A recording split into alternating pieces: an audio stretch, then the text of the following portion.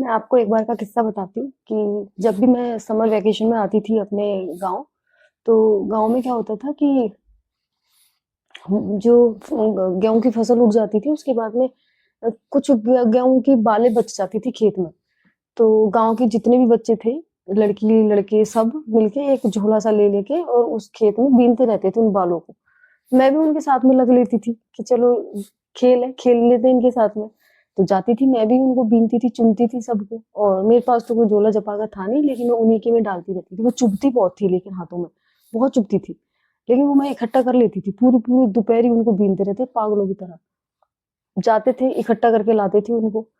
फिर घर पे लाके वो बच्चे सब क्या करते थे, उनको कूट के और फिर उनमें से गेहूँ जो निकलता था, उसको इकट्ठा करके रख लेती थी। फिर जब भी गाँव वो आता था, आइसक्रीम वाला आता था, जो कि ऐसे-ऐसे जो बाजा सा बजाता हुआ आता था, पता चल जाता था कि आइसक्रीम वाला आ गया है। तो भगे-भगे हम जाते थे उसके पास में और वो लाता था, एक प्लास्टिक का डब्बा था या फिर पेंट का जो डब्बा होता था, वो लाता था जिसको गेहूँ भर करके वो 2 आइसक्रीम देता था।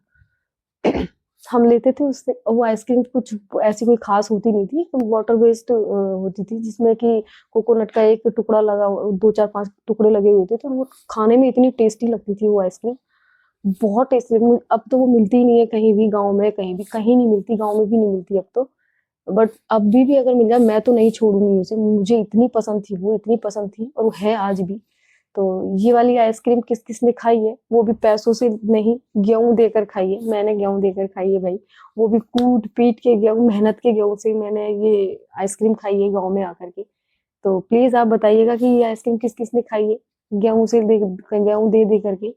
तो कमेंट करके बताया कीजिए कि आपने भी ये सब किया है, मैंने ही किया है।